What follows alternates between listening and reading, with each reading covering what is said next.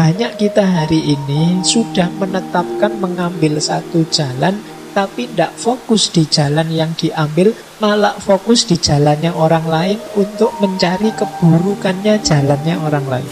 Lebih banyaklah tersenyum, jangan banyak khawatir takut, lebih banyak kasih sayang, jangan terlalu banyak memvonis, menjudge orang. Kemudian banyak-banyaklah bersyukur, kurangi stres, perbanyak cinta, kurangi kebencian. Mengaji Hening bersama Dr. Fahrudin Faiz. Mari kita simak. Spiritual step. Langkah apa saja sih yang harus aku lakukan biar aku tambah cerdas secara spiritual? Nah, diawali dari kesadaran, kekinian, kedisinian. Nah, ini mari kita bangun sekarang kecerdasan spiritual kita. Pertama-tama diawali dari penerimaan, ridho terhadap situasi kita hari ini apapun itu. Jadi awal ridho ini akan jadi kunci. Awal penerimaan ini akan jadi kunci. Kalau di awal kita sudah tidak terima, kita sudah menyangkal, kita sudah tidak puas, sulit kita menghidupkan kecerdasan spiritual kita. Yang ada hanya mengeluh-mengeluh, protes-protes, dan lain sebagainya. Maka yang pertama penting kesadaran, kekinian, kedisinian. Jadi cuma untuk menerima itu kan kita harus tahu yang kita terima itu apa. Nanti jangan-jangan ada yang bilang, kok tidak ada yang ngirim Pak, saya nerima apa juga. Jadi situasi kita hari ini, kondisi kita hari ini. Nah, untuk tahu situasi yang harus kita terima, disitulah pentingnya ilmu. Jadi pengetahuan, baik tentang diri kita maupun tentang situasi lingkungan di sekeliling kita. Oh iya, saya sadar aku ini sampai detik ini masih orangnya pemarah. Saya terima dulu. Jadi banyak orang yang pemarah tapi tidak ngaku kalau dia pemarah. Maka kesadaran untuk kekinian, kedisinian itu penerimaan diri yang itu diawali dari ilmu, pengetahuan kita tentang diri kita sendiri. Aku ini tipe yang orang gimana sih? Nah, diterima dulu, jangan diingkari, jangan denial. Kalau sudah, baru niat, azam yang kuat, niat. Saya masih pemarah, saya tahu, tapi aku akan berusaha untuk lebih baik. Nah, ini niat untuk jadi lebih baik. Setelah kita terima diri kita apa adanya. Jadi ridho, niat. Kemudian yang ketiga, refleksi tentang hakikat diri kita yang sejati. Kalau ini ideal. Aku itu seharusnya bagaimana sih? Nah, ini idealnya, yang nomor 3. Jadi ini mungkin aspek tafakurnya. Yuk kita pikir, aku itu harusnya gimana? Mengapa sih Allah itu menjadikanku seorang muslim yang hidup di Indonesia, di desa ini, punya saudara seperti ini, teman-temanku kok tipenya gitu semua, dan lain sebagainya.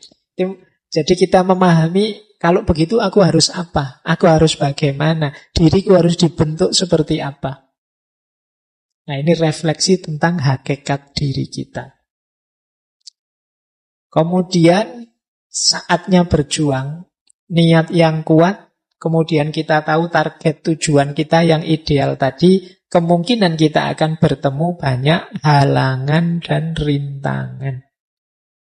Di situ saatnya kita menaklukkannya.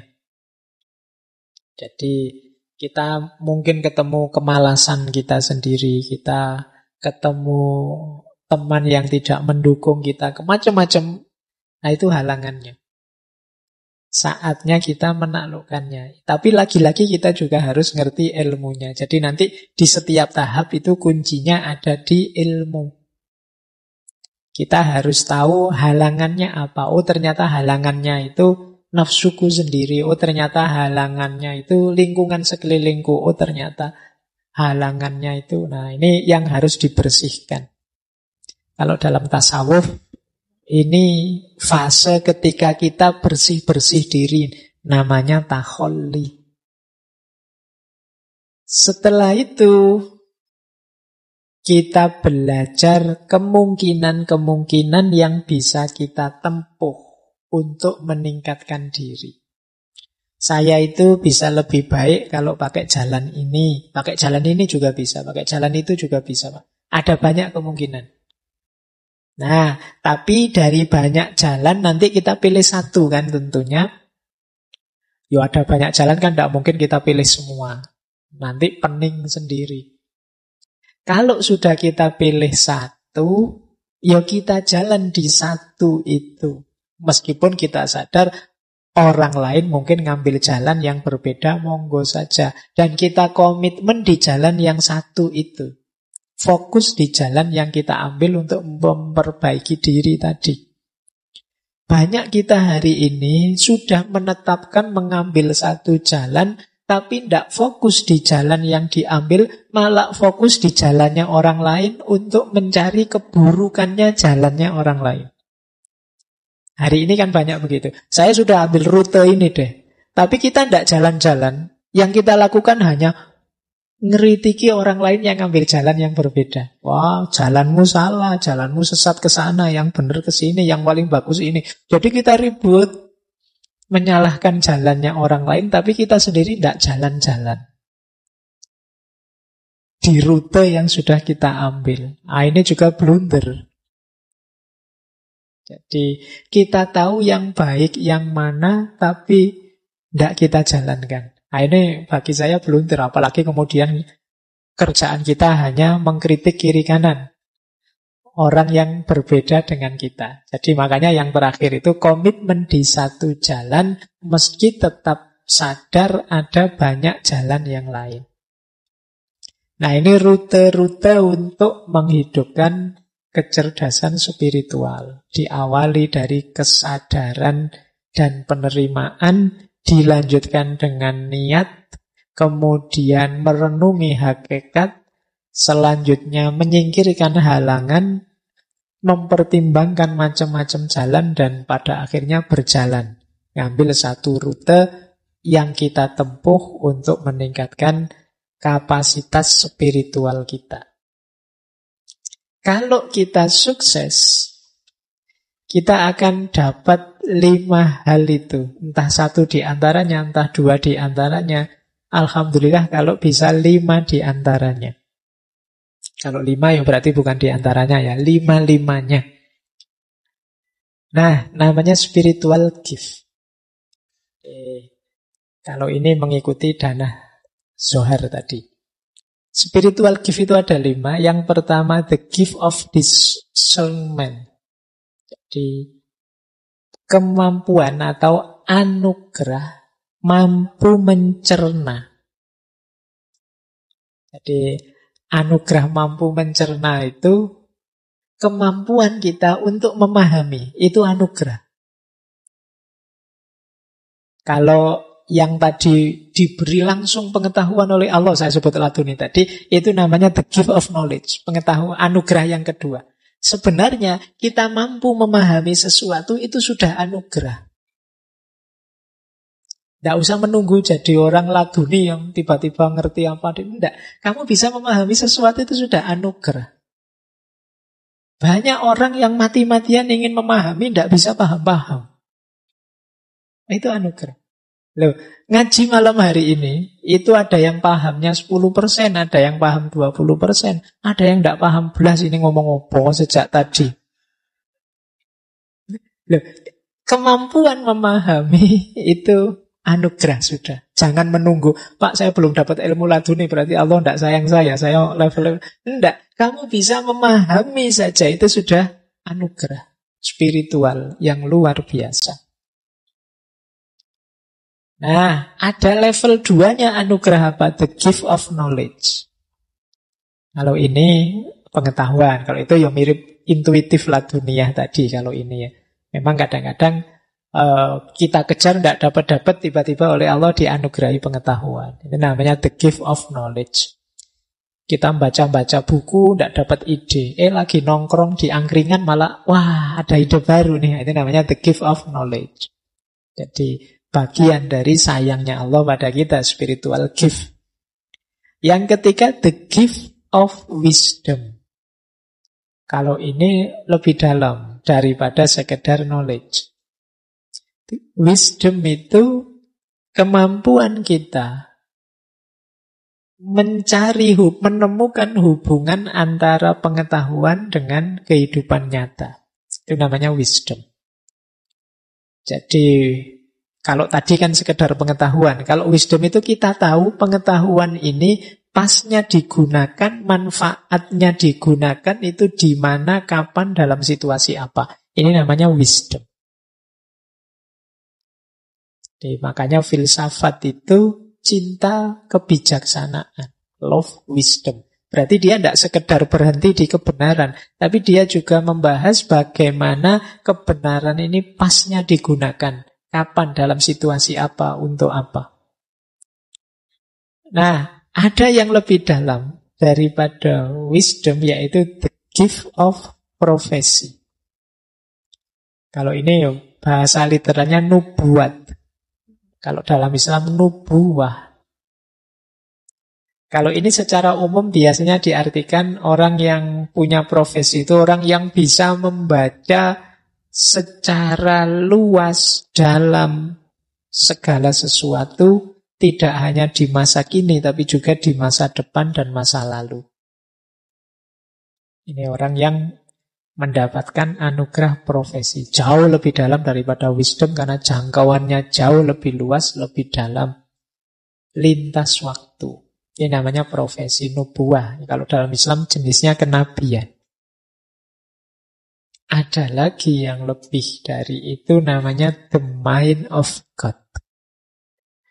Kalau diterjemahkan letterlek itu seperti pikiran Tuhan. Ini orang hidup yang, kalau bahasanya tasawuf itu, kalau berjalan ya Tuhan jadi kakinya, kalau melakukan sesuatu Tuhan jadi tangannya, kalau melihat Tuhan jadi matanya. The mind of God. Orang yang keinginannya sudah selaras persis dengan keinginannya Tuhan. Ini lebih tinggi. Ini spiritual gift. Anugerah spiritual yang mungkin diperoleh orang yang cerdas secara spiritual. Dari level paling biasa namanya kemampuan memahami, sampai pengetahuan, sampai wisdom lebih tinggi, bisa sampai profesi, bisa sampai mind of God.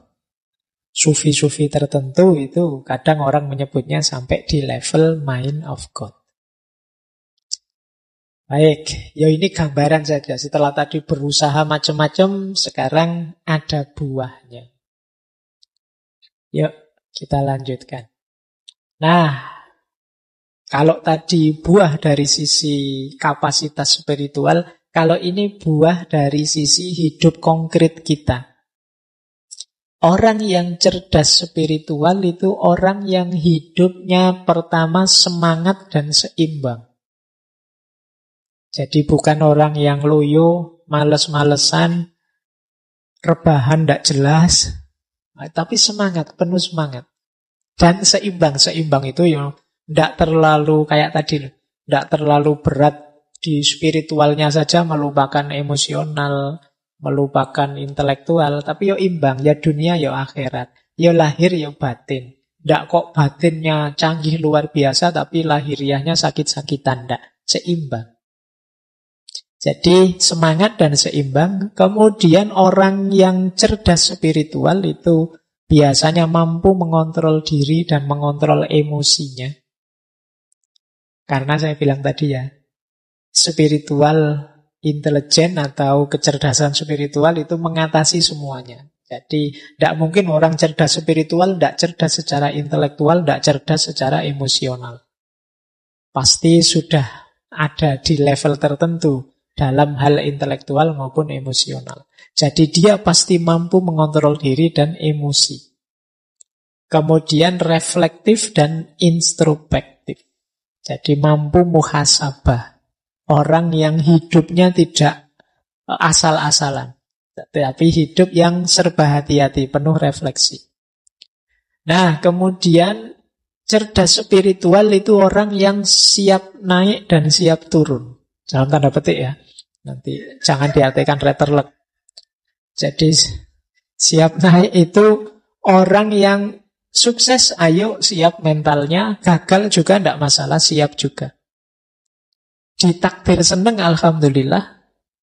Ditakdir susah, ya innalillah, semuanya miliknya Allah. Nah ini orang yang cerdas secara spiritual. Bukan orang yang kalau seneng lupa diri, kalau susah putus asa. Berarti kurang cerdas secara spiritual. Kemudian cerdas spiritual adalah orang yang mau berjuang sekaligus mau berkorban. Jadi, ya ndak nyari enaknya saja terus. Banyak orang yang ketika berjuang, ayo siap aku berjuang. Begitu ditagih pengorbanannya, nanti dulu kalau itu. Ayo kita sukseskan program kita ini. Tapi ini biayanya besar loh. Oh, kalau itu nanti dulu. Pokoknya kalau ditantang siap, tapi begitu ditagih pengorbanan terus mengkeret semua.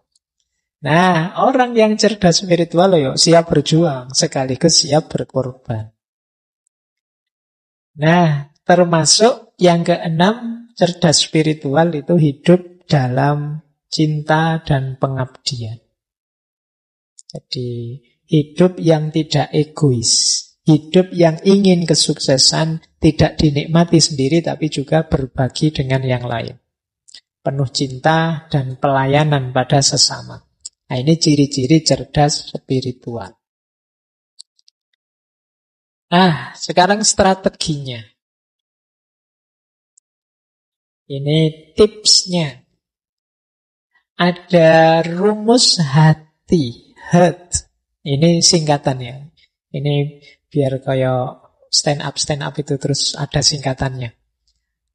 Nah, hanya adalah heal in his presence. Jadi hidup yang sehat di hadapannya. Jadi itu simbol orang yang sebut saja kalau bahasa agama khusyuk. Makanya itu manifestasi huruf H itu mindfulness. Hidup yang sungguh-sungguh, hidup yang khusyuk, tidak asal-asalan. Jadi makan ya dinikmati makannya serius sungguh-sungguh. Tidur ya tidur yang serius sungguh-sungguh. Kita kan jarang tidur serius hari-hari ini. Kita selalu ketiduran. Ya kan? Saya tidak tahu apa kalau teman-teman ini masih tidak kayak waktu kecil dulu. Cuci kaki, cuci tangan, terus ke atas tempat tidur, terus berdoa, terus tidur. Kan sekarang tidak begitu. Pokoknya capek ya ke atas tempat tidur, baca HP sampai ketiduran. Jadi kita tidak pernah tidur, yang ada kita ketiduran. Pasti tidak menikmati tidur. Tidak mindful. Padahal setiap aktivitas yang baik, yang bermanfaat, kalau mindful itu pasti manfaat dan efeknya luar biasa untuk hidup kita. Kalau serius, tapi seringkali karena kita tidak serius, ya kita tidak dapat banyak manfaat dari situ. Sholat, ngobrol, ngaji, silaturahim, baca buku, dan lain sebagainya, itu kan aspek-aspek yang kegiatan-kegiatan yang baik dalam hidup kita. Tapi karena kita tidak sungguh-sungguh, tidak mindful tadi, ya efeknya jadi tidak maksimal. Yuk kita nikmati ya apapun aktivitas kita. Sekedar minum teh, minum kopimu itu coba sekali-sekali dinikmati, dirasakan benar. Wong sekarang teman-teman makan saja kan didampingi HP. Jadi sambil makan, sambil nyekrol Instagram, sambil lihat Twitter. Jadi makannya tidak dinikmati. Kadang-kadang kita tidak tahu, mungkin laukmu diambil temanmu, apa kamu tidak, kok tiba-tiba habis. Nah, yuk heart yang pertama, heal in his presence. Yuk hidup yang serius, yang sungguh-sungguh, dinikmati setiap hembusan nafas, setiap detik yang engkau alami. Yang kedua huruf E, I. engage with purpose. Kalau ini yo hidup dengan penuh tujuan. Jangan asal-asalan. Saya Pak ingin target ini, jangka pendeknya ini, jangka menengahnya ini, jangka panjangnya ini. Ini untuk pendidikan, kalau ini untuk agama, kalau ini untuk hidup bersama sosial, boleh. Catat saja biar tidak lupa target-target, tujuan-tujuan. Akan membuat hidup lebih bersemangat. Jadi engage with purpose. Hidup yang terlibat dengan tujuan. Kemudian ada huruf A, I. Achieve with gratitude. Yuk berjuang sungguh-sungguh tapi dengan penuh rasa syukur. Jadi tidak dengan kecewa, tidak dengan dendam, tidak dengan kebencian, tapi dengan penuh rasa syukur. Itu akan membuat hidup menyenangkan, membahagiakan. Kemudian huruf R. Rise with patience and humility. Meningkatlah dengan sabar dan kerendah hati. Kalau ini butuh penataan emosi, emotional regulation. Yuk kita meningkat, tapi yuk jangan kesusu, ada tahapan-tahapannya. Yang sabar. Kemudian thrive with compassion. Kalau ini kasih sayang dan pelayanan. Jadi mari mengupgrade, meningkatkan hidup kita dengan kasih sayang. Nah, jadi ini rumus dari hati, namanya heart. Mindfulness, kemudian purpose, gratitude, emotional regulation, compassion, and service. Ini akan jadi kunci jadi kita orang yang cerdas secara spiritual. Nah, wah ini tulisannya kecil-kecil. Pasti tidak terbaca. Saya ambil strategi dari 3 tokoh. Yang pertama Dana Zohar tadi. Kata Dana Zohar, SQ yang tinggi menuntut integritas pribadi yang paling kuat. Menuntut kita untuk terbuka terhadap pengalaman di mana kita mampu untuk melihat kehidupan dan orang lain secara segar, seolah-olah melalui mata seorang anak. Untuk belajar bagaimana memanfaatkan intuisi dan visualisasi kita sebagai jalan yang kuat untuk menggunakan pengetahuan batin kita dalam membuat perbedaan. Saya baca kayak gini, saya yakin teman-teman tidak paham. Ini menuntut agar kita berhenti berlindung pada apa yang kita ketahui dan terus-menerus mengeksplorasi dan seterusnya. Itu dari buku terjemahannya.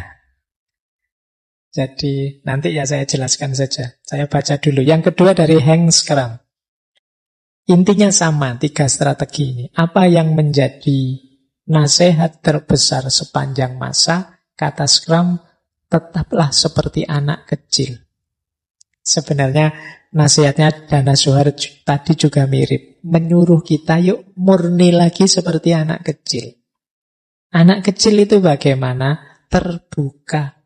Terbukalah. Jadilah petualang. Ingin tahu. Bersemangatlah untuk belajar. Bersikaplah tulus. Paling tidak untuk dirimu sendiri. Jangan menghakimi. Akui keajaiban hidup dan pengalaman luar biasa yang dibawanya. Nah, Dana Zohar, Hank Scrum itu mengajarkan kita, yuk ayo meniru anak kecil saja. Tidak usah belajar ruwet-ruwet. Anak kecil itu lebih prospek secara spiritual. Yang pertama apa? Mereka terbuka. Petualang, ingin tahu, semangat belajar. Anak kecil itu kan masih rasa ingin tahunya tinggi. Apa-apa ditanyakan. Sementara kita yang besar itu cenderung merasa sudah tahu. Nah, ayo seperti anak kecil lagi, semangat belajarnya tinggi. Kemudian tulus. Anak kecil itu tidak malu kalau bilang tidak tahu. Bilang suka ini, tidak suka itu. Kalau anak kecil kan tidak malu dia. Aku ingin ini, aku ingin itu, tidak suka ini, tidak suka itu, tulus. Kita tambah besar, tambah palsu. Kadang-kadang kita seneng tapi bilangnya enggak. Kamu seneng ya? Enggak, kata siapa misalnya. Padahal ya seneng. Kita tambah lama tambah palsu. Kita takut bilang apa adanya. Seneng sih, tapi apa ya dia mau padaku, kan lebih positif untuk dirimu. Bersikaplah tulus, jangan menghakimi. Kita tambah besar, tambah banyak ilmu, rasanya lebih suka menghakimi. Oh ini anak soleh. Kalau ini setengah soleh. Oh kalau itu solehnya tinggal 1/4. Ini. Kita itu senengannya menghakimi, memberi label-label. Nah, kalau anak kecil kan tidak begitu. Anak kecil apa saja dinikmati. Dan mengakui segala momen, menikmati segala pengalaman yang luar biasa yang dia alami. Kalau mengalami apa kan heboh anak kecil itu. Wow seneng. Kalau kita kan kadang agak jaim. Padune seneng tapi gengsi nanti. Masuk dianggap nggak ngerti kan malu kan. Tapi enggak, kalau anak kecil itu seneng-seneng aja. Tidak seneng ya tidak seneng saja. Nah kita sekarang banyak terdistorsi. Kehilangan ketulusan kita. Kehilangan semangat belajar kita. Nah terakhir ada dari Peter Shepard.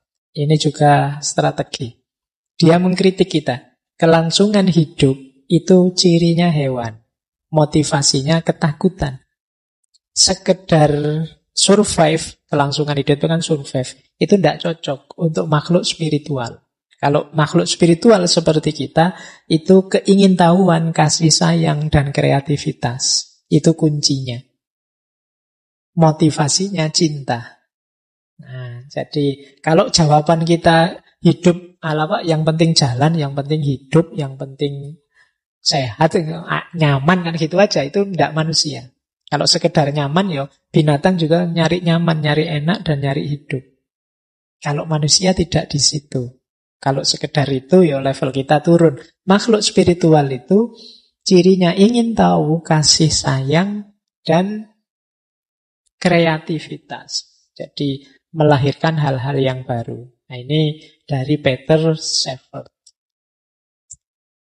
Baik, ringkasnya. Ini kok tiba-tiba ringkasnya. Manusia cerdas spiritual itu profilnya seperti itu yang saya tulis. Dia mengenali dirinya dan dari sekitarnya. Kemudian menjalani hidup dengan tulus dan rendah hati.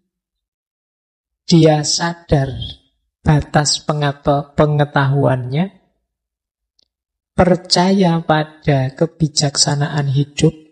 Percaya pada kebijaksanaan hidup itu kalau dapat sedih, dia tahu ya memang saatnya sedih, sunatullahnya begitu. Apapun yang terjadi pasti itu versi terbaik seperti yang dirancang oleh Tuhan. Kemudian tidak tertarik menjadi apa yang orang lain inginkan. Jadi kalau dia ingin sesuatu ya dia sampaikan. Tidak mudah terpengaruh, tidak mudah terdistraksi. Kemudian bijaksana.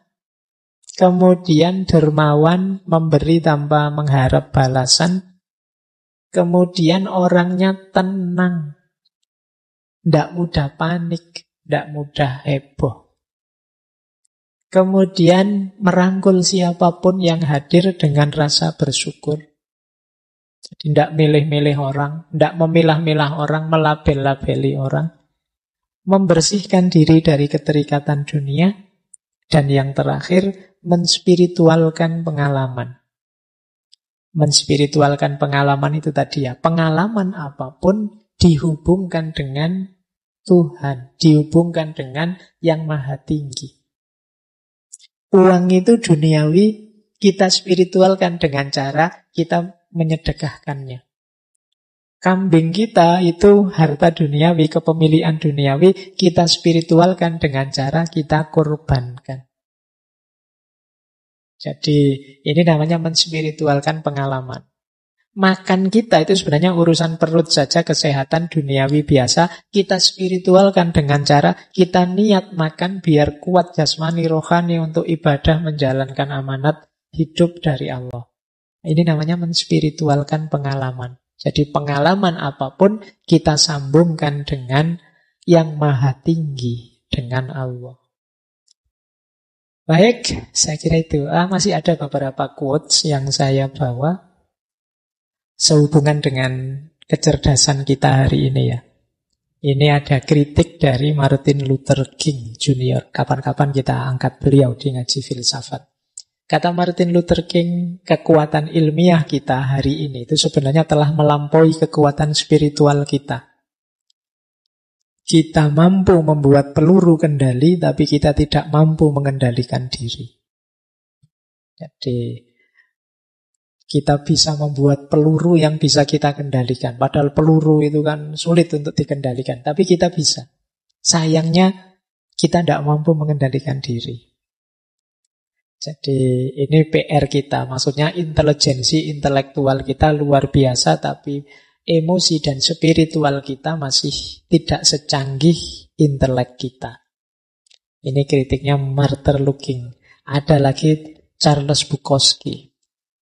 Kata Bukowski, problem dunia masa kini itu adalah orang-orang pintarnya penuh keraguan, sementara yang bodoh penuh percaya diri.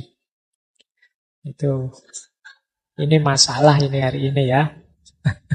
Yang pinter-pinter itu ragu-ragu. Wah, saya ngomong gini ini nanti manfaat apa enggak, nanti menyinggung orang apa enggak. Nah, akhirnya enggak ngomong-ngomong sing pinter. Sing bodoh-bodoh ngomong terus dengan PD-nya apa wae di-share. Nah, ini problem ya, problem dunia masa kini. Orang-orang pinternya penuh keraguan, sementara orang-orang bodohnya penuh percaya diri. Harusnya yang pinter ya percaya diri, mau ada ilmunya.